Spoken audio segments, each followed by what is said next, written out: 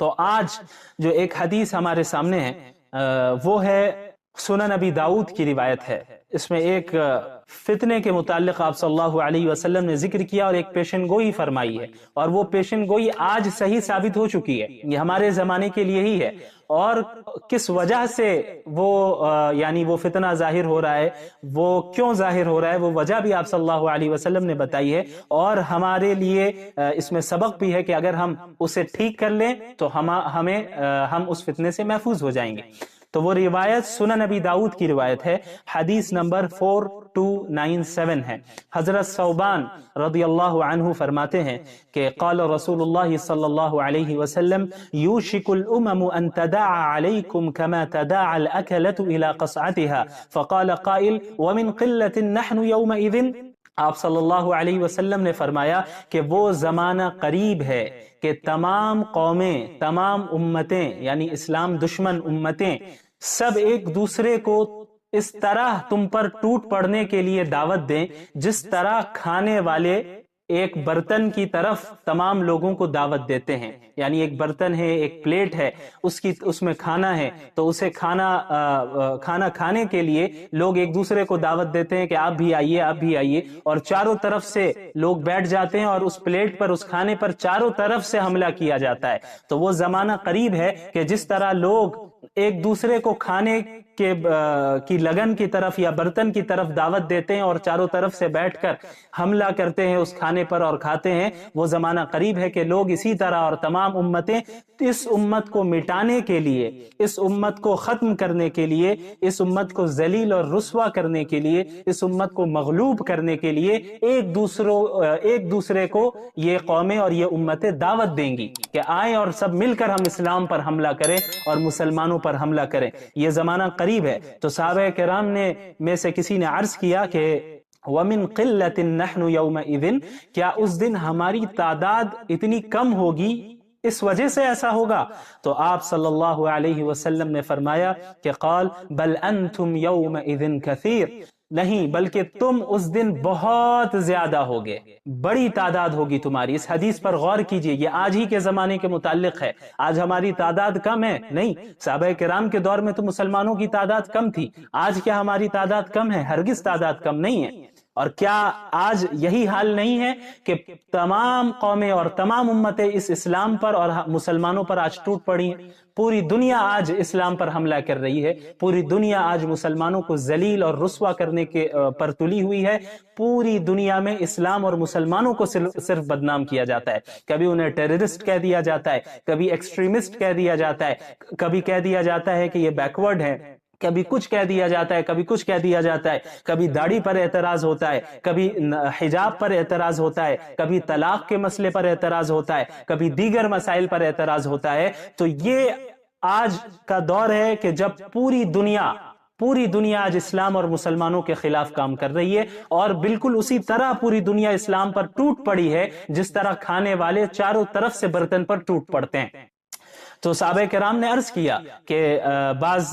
کسی نے سوال کیا اللہ کے نبی صلی اللہ علیہ وسلم سے، کیا ہماری تعداد اس دن اتنی کم ہوگی، اس وجہ سے ایسا ہوگا؟ تو آپ صلی اللہ علیہ وسلم نے فرمایا کہ نہیں، تمہاری تعداد بہت زیادہ ہوگی. اور آج ہماری تعداد کتنی زیادہ ہے؟ فاسٹسٹ گروئنگ ریلیجن اگر کوئی ہے تو وہ اسلام ہے. سب سے تیزی سے کے ساتھ جو مذہب پھیل رہا ہے پوری دنیا میں وہ اسلام ہے. ہمارے یہاں تعداد کی کمی نہیں ہے، لیکن آپ صلی اللہ علیہ وسلم نے آگے کیا فرمایا، اس پر غور کیجئے. وَلَكِنَّكُمْ غُثَاءٌ كَغُثَاءِ السَّيْلِ، لیکن تمہاری تعداد تو بہت زیادہ ہوگی لیکن تم سیلاب کے کوڑے کرکٹ کی طرح ہوگے. جب کوئی سیلاب آتا ہے تو ساتھ میں کوڑے کرکٹ کو بھی لیتا آتا ہے، تو اس کوڑے کرکٹ کی کوئی حیثیت اور اہمیت نہیں ہوتی، وہ بے جان چیز ہوتی ہے، بے وزن چیز ہوتی ہے، اس سے کوئی نفع نہیں پہنچ سکتا. تو لہٰذا آپ صلی اللہ علیہ وسلم نے فرمایا کہ تم بھی اسی طرح ہو گئے ہوگے. یعنی تمہاری حیثیت نہ اللہ کے نزدیک کچھ ہوگی، نہ ہی دنیا والوں کے نزدیک تمہاری کوئی حیثیت ہوگی. اور آپ صلی اللہ علیہ وسلم نے فرمایا وَلَيَنزِعَنَّ اللَّهُ مِن صُدُورِ عَدُوِّكُمُ الْمَهَابَةَ مِنْكُمْ، اور اللہ تعالیٰ تمہارے دشمنوں کے دلوں سے تمہارا خوف، تمہارا رعب اور تمہاری ہیبت کو نکال دے گا. یعنی دشمن تم سے ڈریں گے نہیں. اور آج یہی حال ہے، پوری دنیا کو اسلام سے کوئی ڈر تھوڑی ہے، کیونکہ ہمارے پاس کچھ ہے ہی نہیں. جب تک خلافت عثمانیہ کا قیام تھا تو پھر بھی بہرحال ایک ڈر تھا، اگرچہ وہ خلافت عثمانیہ خلافت راشدہ نہیں تھی، وہ خلافت اگرچہ ملوکیت تھی، لیکن اس کے باوجود خلافت کا ایک ڈھانچہ کھڑا تھا، اور اس ڈھانچے سے ہی پوری دنیا کو تکلیف تھی، اور اس ڈھانچے سے ہی پوری دنیا بہرحال ڈرتی تھی۔ تو سازش کی گئی اور اس کے بعد خلافت عثمانیہ کو ختم کیا گیا۔ زیادہ دن نہیں ہوئے، ابھی 100 سال بھی نہیں ہوئے تو خلافت عثمانیہ کو ختم کیا گیا، اور خلافت عثمانیہ کے ختم ہونے کے بعد سب سے زیادہ مسلمان پوری دنیا میں ذلیل ہوئے۔ اتنی ذلت پوری تاریخ میں مسلمانوں کو نہیں ہوئی، اتنا نقصان جتنا خلافت عثمانیہ کے زوال کے بعد ہوا، جو ابھی 100 سال بھی نہیں ہوئے اس کے یعنی سقوط کو، مسلمانوں کو جتنا نقصان ہوا اتنا پہلے پچھلی تاریخ میں نہیں ہوا۔ تو اس حدیث کو پڑھ کر ایسا معلوم ہوتا ہے کہ گویا شاید اسی صدی کے لیے آپ صلی اللہ علیہ وسلم نے فرمایا۔ ظاہر سی بات ہے کہ اس وقت آپ صلی اللہ علیہ وسلم اس حدیث کو ارشاد فرما رہے ہیں جب اسلام عروج پر تھا، صحابہ کرام اور مسلمانوں نے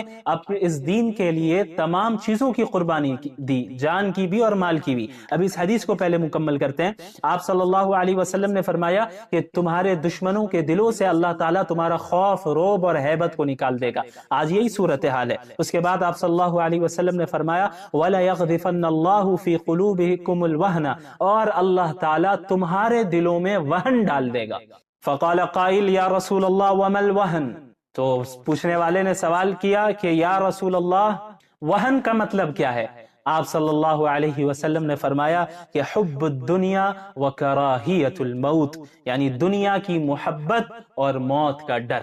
جڑ کی طرف اشارہ کیا، جو اصل وجہ ہے اس کی طرف اشارہ کر دیا۔ اب آپ دیکھ لیں ہمارے اندر کتنا آج موت کا ڈر ہے اور دنیا کی کتنی محبت ہے۔ اچھا، کس سے آپ صلی اللہ علیہ وسلم ارشاد فرما رہے؟ صحابہ کرام سے۔ ظاہر سی بات ہے صحابہ کرام کے اندر یہ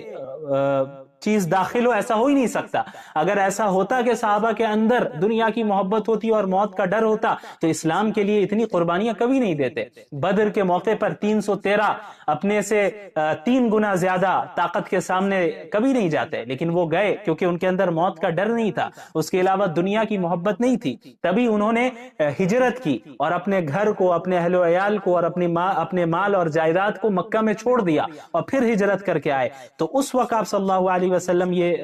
بات ارشاد فرما رہے کہ جب یہ چیز واقع نہیں ہوئی تھی، اور ممکن ہے کہ کئی صدی بعد، بلکہ حقیقت ہے کہ کئی صدی بعد یہ چیز واقع ہوئی۔ جس طرح پوری امت پر، یعنی اس امت مسلمہ پر پوری دنیا ٹوٹ پڑی ہے، یہ چیز بعد میں واقع ہوئی۔ شروع میں تو اسلام کا عروج تھا، بالکل عروج تھا۔ تو آپ صلی اللہ علیہ وسلم نے پیشن گوئی فرمائی، تو صحابہ کو یقیناً تعجب ہوا کہ ایسا کیسے ہو جائے گا کہ ہمارے اندر یہ بیماری، تو ظاہر سی بات ہے نہیں آ سکتی، صحابہ کرام کے اندر تو یہ بیماری نہیں آ سکتی۔ تو انہیں یہ چیز،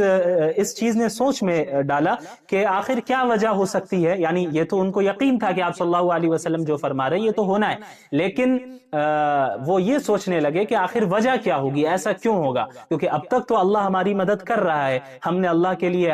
قربانیاں دی ہیں اور ہم اب اخلاص کے ساتھ اللہ کے نبی صلی اللہ علیہ وسلم کے ساتھ جڑے ہوئے ہیں، تو ہمیں فتح تو حاصل ہو رہی ہے، لیکن پوری دنیا مسلمانوں پر ٹوٹ پڑے گی اور آپ صلی اللہ علیہ وسلم فرما رہے ہیں کہ تم سیلاب کے کوڑے کرکٹ کی مانند ہو جاؤ گے، تو اس کی وجہ کیا ہے؟ تو انہوں نے یہی سوچا ہوگا، یہی سوچا جیسا کہ سوال سے ہمیں معلوم ہوتا ہے کہ بھئی باطنی خرابی مسلمانوں کے اندر ہو، یہ تو ہم تصور نہیں کریں گے، لیکن ممکن ہے کہ یہ دنیا دار الاسباب ہے، اور اس میں یہاں پہ جس کے پاس زیادہ طاقت ہوتی ہے، زیادہ تعداد ہوتی ہے، تو وہ غالب آ جاتی ہے وہ جماعت عام طور پر عموماً، کیونکہ دار الاسباب ہے۔ تو ممکن ہے کہ مسلمانوں کی جو یہ صورتحال مستقبل میں ہوگی کہ اسی وجہ سے ہوگی کہ شاید ان کی تعداد کم ہو، اسی لیے آپ صلی اللہ علیہ وسلم سے انہوں نے سوال کیا کہ وَمِن قِلَّةٍ نَحْنُ يَوْمَئِذٍ، کہ ہماری تعداد کم ہونے کی وجہ سے ایسا ہوگا؟ تو آپ صلی اللہ علیہ وسلم نے فرمایا کہ نہیں، اس کی وجہ ہے وہن، حب الدنیا و کراہیت الموت، کہ دنیا کی محبت اور موت کی کراہت۔ اور آپ صلی اللہ علیہ وسلم کی یہ پیشن گوئی آج 100% صحیح ثابت ہوئی، اور یہ حدیث آپ صلی اللہ علیہ وسلم کے سچے نبی ہونے کی دلیل ہے کہ آپ نے مستقبل کے متعلق ایسی بات کہی ہے جو آج ہم دیکھ رہے ہیں کہ 100% واقع ہو چکی ہے۔ اس وقت کے لوگوں نے یہ چیز، اس چیز کو انہوں نے نہیں دیکھا، انہوں نے تو عروج کو دیکھا تھا، لیکن آج ہم 15ویں صدی میں دیکھ رہے ہیں کہ ہماری کیا حالت ہے، کہ ہمارے اندر یہ دو بیماری ہے کہ دنیا کی محبت ہے اور موت کا ڈر ہے۔ ہم حق کو سپورٹ کرنے سے ڈرتے ہیں، حق کے لیے آواز اٹھانے سے ڈرتے ہیں، ظلم کے خلاف، باطل کے خلاف آواز आवाज उठाने से डरते हैं। क्यों डरते हैं? इसी बात का डर है कि अगर हम हक की बात करेंगे तो हमें जेल भेज दिया जाएगा, हक की बात करेंगे तो हमारे खिलाफ केसेस चलेंगे, हक की बात करेंगे तो हमारी तिजारत को, बिजनेस को बंद कर दिया जाएगा, हक की बात करेंगे तो हमारे घर वालों को तकलीफ पहुंचाई जाएगी। तो यही तो हुब्बुद दुनिया है, दुनिया की मोहब्बत तो इसी को कहते हैं। अगर हम हक का साथ देंगे तो हमारे ऊपर दहशतगर्दी का इल्जाम लगाया जा सकता है, एक्सट्रीमिज्म का इल्जाम लगाया जा सकता है, बहुत कुछ किया जा सकता है। तो हमें मौत का भी डर है, हो सकता है कि हमें जान से मार दिया जाए। तो ये दो बीमारी है, तो ये जो दो बीमारियां हमारे अंदर है, यही वजह है कि आज हम जवाल का शिकार है, इन्हितात का शिकार है। आज हम इस दुनिया में तरक्की नहीं कर रहे हैं। सहाबा किराम के अंदर ये दो बीमारियां हरगिज नहीं थी, कोई बीमारी नहीं थी बातिनी बीमारी, तभी उन्होंने कैसर और किसरा के तख्त को पलट दिया। जो दुनिया के जो दो सुपर पावर्स थे उस वक्त अहद नबवी में, उन दोनों को अरब के लोगों ने हरा दिया, और चंद जो तादाद में मुख्तसर से और असबाब में मुख्तसर से ऐसे लोगों ने कैसर को, रूमी हुकूमत को, रोमन एम्पायर को हरा दिया और वहां पर इस्लाम का झंडा लहराया। तो ये ईमान की बदौलत हुआ, सिर्फ असबाब से नहीं होता, कुछ ईमान की बुनियाद पे होता है। और उनके अंदर मौत का डर नहीं था। अगर मौत का डर होता तो इस तरह नहीं गालिब आ पाते। इसी तरह दुनिया की मोहब्बत भी नहीं थी। आज ये तो एक बहुत बड़ी चीज है कि हम हक और बातिल के लिए खड़े हों, यानी हक के लिए खड़े हों और बातिल के खिलाफ खड़े हों। ये तो एक बहुत बड़ी चीज है। हमारा जो मुआशरा है अपना, उसमें अगर कोई मुनकर काम होता है, उसमें अगर कोई गुनाह का काम होता है, तो हम तो उसके खिलाफ भी नहीं उठते। आप देख लें, अच्छे से अच्छे दीनदार शख्स है, अगर उन्हें कोई ऐसी शादी की दावत दी जाए, ऐसी शादी में बुलाया जाए जहां गैर शरई रस्म व रवाज है, तो वो जरूर शरीक हो जाता है। आप सल्लल्लाहु अलैहि वसल्लम ने मुस्तकबिल के मुताल्लिक जो पेशन गोइयां फरमाई हैं, उनमें वो जंगें भी शामिल हैं जो मुसलमानों और मुशरिकीन के दरमियान होंगी, और वो जंगें भी शामिल हैं जो मुसलमानों के ही दरमियान आपस में ही जंगें पास्ट में हुई हैं। तो उसी के मुताल्लिक उन्हीं जंगों में से, जो मुसलमानों के दरमियान जो जंगें हुई हैं, उन्हीं जंगों में से एक, इसके मुताल्लिक आप सल्लल्लाहु अलैहि वसल्लम ने पहले ही पेशन गोई फरमा दी। आप सल्लल्लाहु अलैहि वसल्लम ने फरमाया कि ला तक़ूमु अस्साअतु हत्ता तक़ततिल फ़िअतानि अज़ीमतानि तकूनु बैनहुमा मख्तलतुन अज़ीमा व दअवाहुमा वाहिदा, कि क़यामत उस वक्त तक कायम नहीं होगी जब तक कि दो बड़े ग्रोह, दो बड़ी जमातें आपस में लड़ न लें, और उनके दरमियान जबरदस्त लड़ाई होगी, जबरदस्त खूनरेजी होगी। व दअवाहुमा वाहिदा, हालांकि उनका दावा, दोनों का दावा एक होगा, यानी दोनों का दावा एक होगा, दोनों मुसलमान होंगे, दोनों इस्लाम में शामिल होंगे, दाखिल होंगे, और दोनों अल्लाह को मानने वाले, रसूलुल्लाह पर ईमान लाने वाले होंगे, लेकिन उनके दरमियान जबरदस्त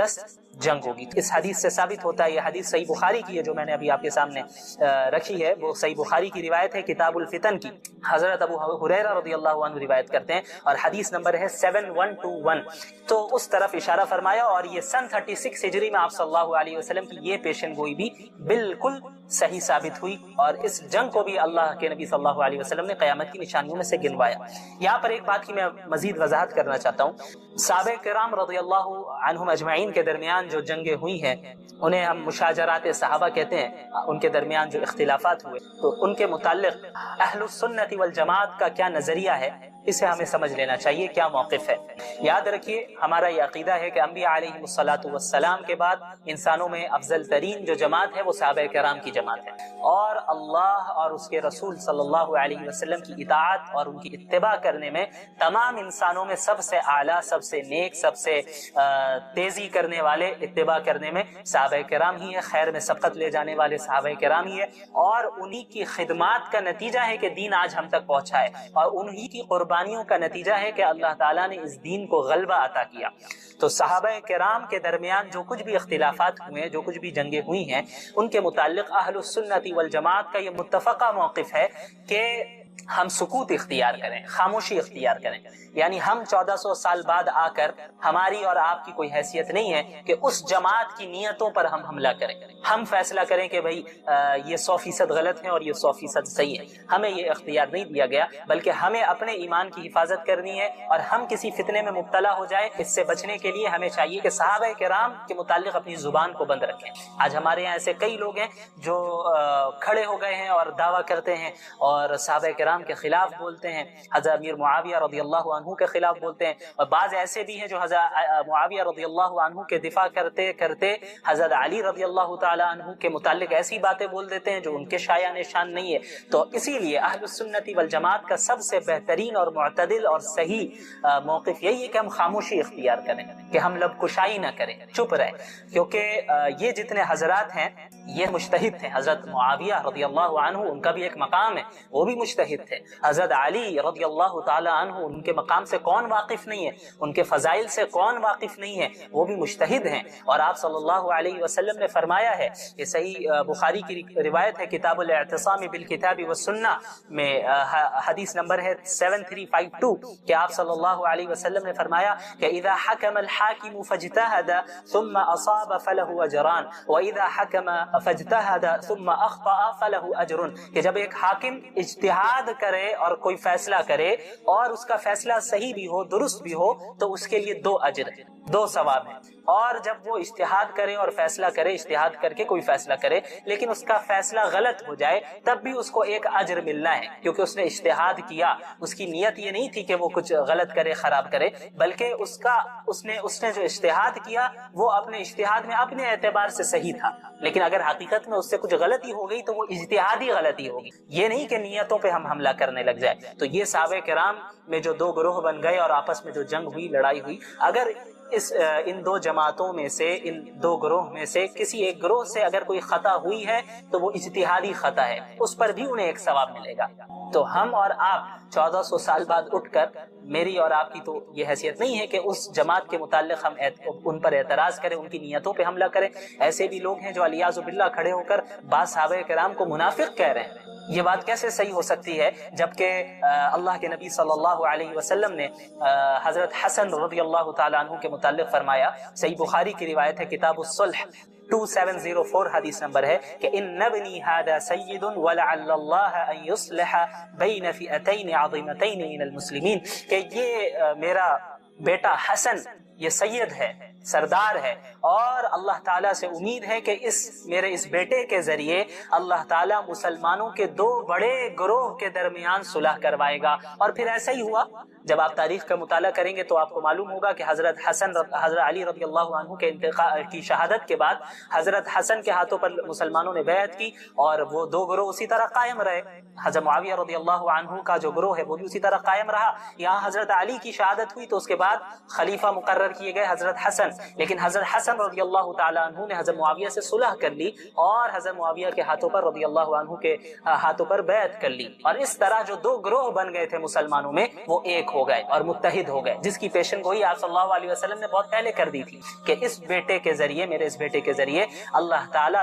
مسلمانوں کے من المسلمین، اس پہ غور کیجئے، مسلمانوں کے 2 بڑے گروہوں کے درمیان صلح کروا دے گا۔ تو اللہ کے نبی صلی اللہ علیہ وسلم دونوں گروہ کو مسلمان کہہ رہے ہیں، دونوں کو مسلمانوں میں شامل کر رہے ہیں۔ تو جن کے متعلق اللہ کے نبی صلی اللہ علیہ وسلم نے گواہی دے دی کہ وہ مسلمان ہیں، تو ہم 1400 سال بعد اٹھ کر ہم یہ کہیں علیاذ باللہ کہ نہیں ایک گروہ منافق تھا، تو یہ بدبختی کی علامت ہے، ہمیں اس سے دور رہنا چاہیے۔ اور خصوصاً عوام کو تو میں یہی کہنا چاہوں گا، جو عام مسلمان ہیں انہیں چاہیے کہ ان موضوعات سے، ان ٹاپک سے دور رہیں، ان چیزوں میں لگیں جن سے آپ کا عملی فائدہ ہو، آپ کی زندگی میں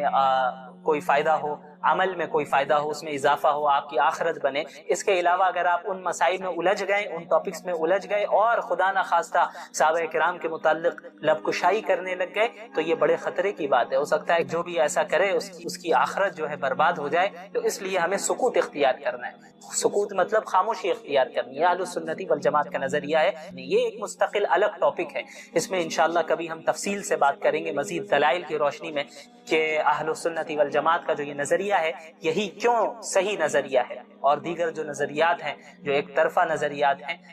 وہ غلط کیوں ہیں۔ ہم دلائل کی روشنی میں بات کریں گے، لیکن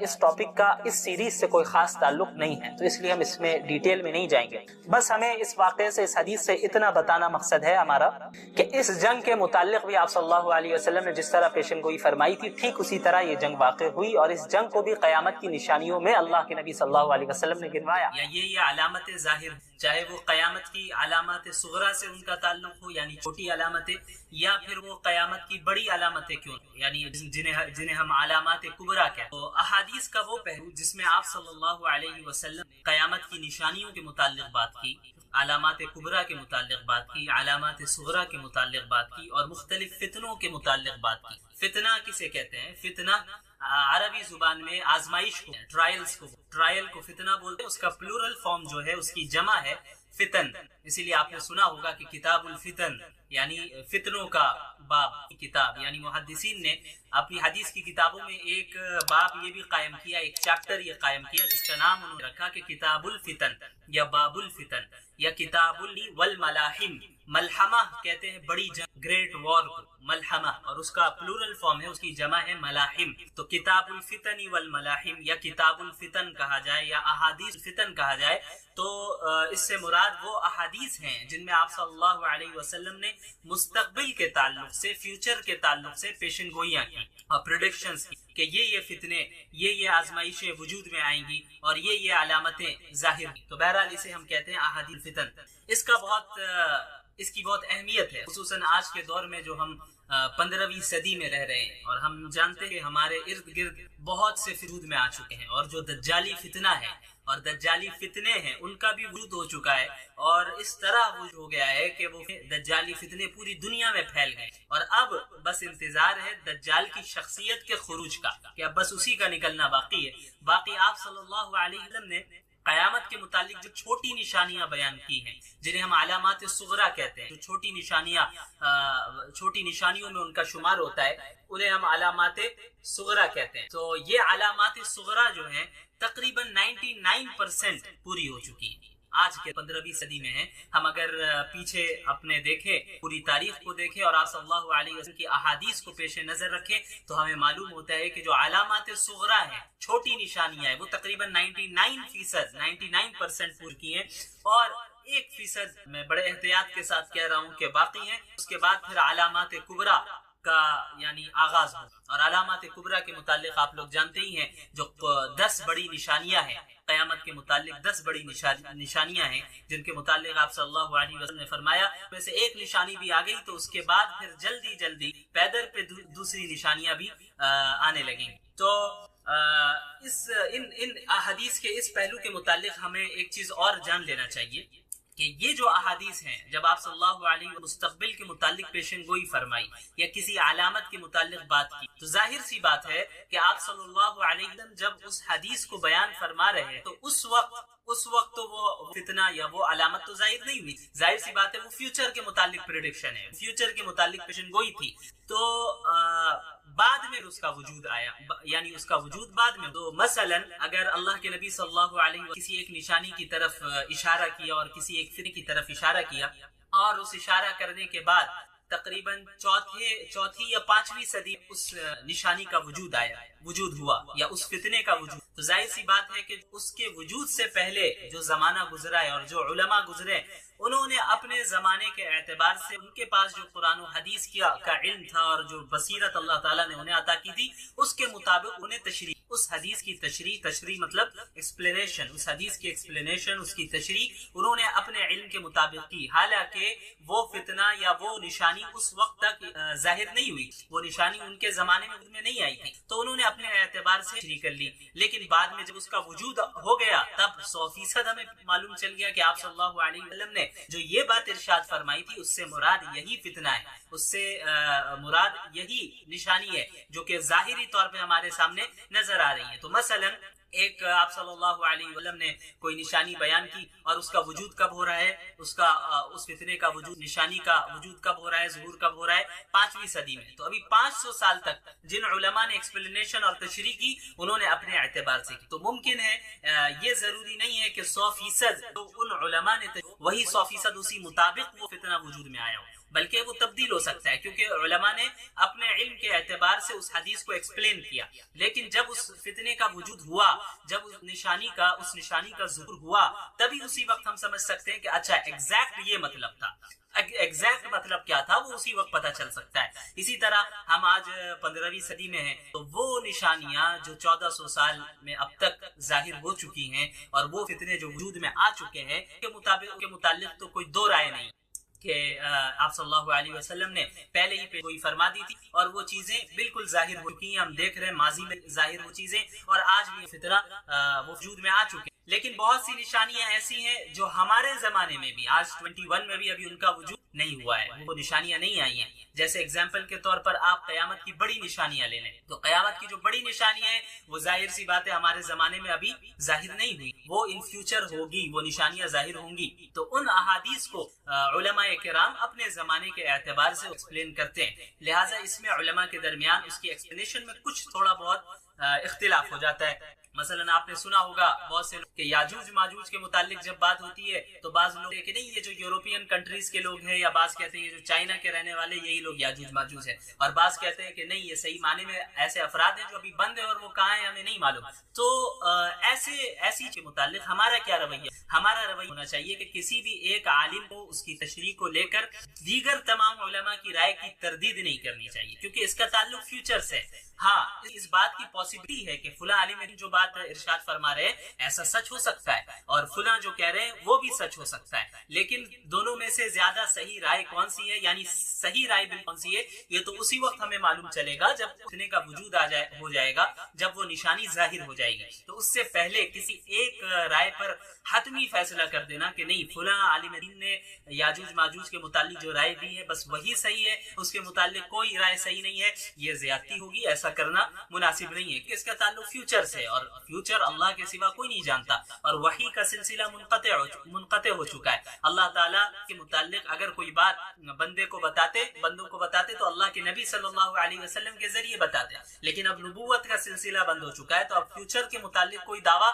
نہیں کر سکتا، اس کا علم صرف اللہ کے پاس ہے۔ تو اب کون سی ایکسپلین، کون سی تشریح صحیح ہے ان فتنوں کے متعلق جو فتنے ابھی وجود میں نہیں آئے ہیں، جن کا تعلق مستقبل سے ہے، تو وہ تو اسی وقت ہمیں پتہ چلے گا، لیکن ہم تمام علماء کے آراء کو، اوپینینز کو ہم پاسبلٹی کے طور پر لے سکتے ہیں کہ فلاں عالم اس کے متعلق، اس نشانی کے متعلق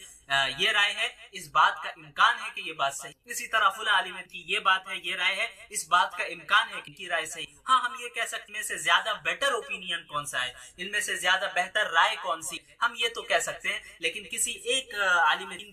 کی رائے کو لے کر ہم اس طرح کا فیصلہ کریں کہ باقی تمام علماء کی رائے کو یعنی تردید کر دیں اس کی اور اسے رد کر دیں، یہ درست نہیں ہے، کیونکہ ان نشانیوں کا تعلق مستقبل سے ہے جو ہمارے زمانے میں ان نشانیوں کا اب تک وجود نہیں ہوا ہے۔ اور میں نے بتایا کہ جو نشانیاں وجود میں آلریڈی آ چکی ہیں تو پھر ظاہر سی بات ہے اس میں کوئی دو رائے نہیں۔ تو یہ رویہ ہمارا ہونا چاہیے احادیث فتنی والملاحم کے تعلق سے خصوصاً۔ چلیے، تو احادیث فتن میں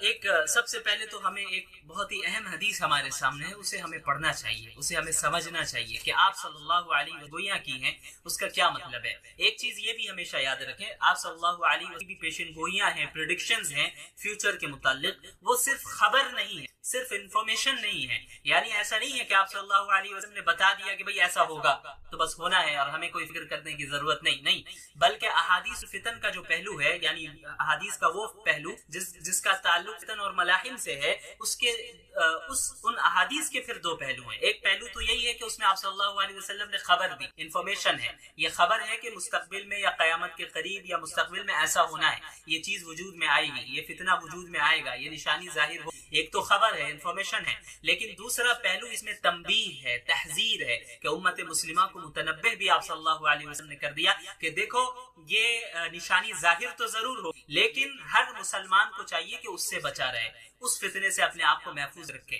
اس آزمائش سے اپنے آپ کو محفوظ رکھے، اس نشانی سے اپنے آپ کو بچا کے رکھے، وہ خود جو ہے شقاوت میں مبتلا نہ ہو جائے، وہ خود گمراہی میں مبتلا نہ ہو جائے، یا ان گمراہیوں وجود میں لانے میں وہ شریک نہ ہو جائے، ان فتنوں کو وجود میں لانے میں وہ شریک نہ ہو۔ لہٰذا جب بھی ہم ان احادیث کا مطالعہ کریں، ان احادیث کو پڑھیں جن کا تعلق میں یعنی پیشن گوئیوں سے ہے،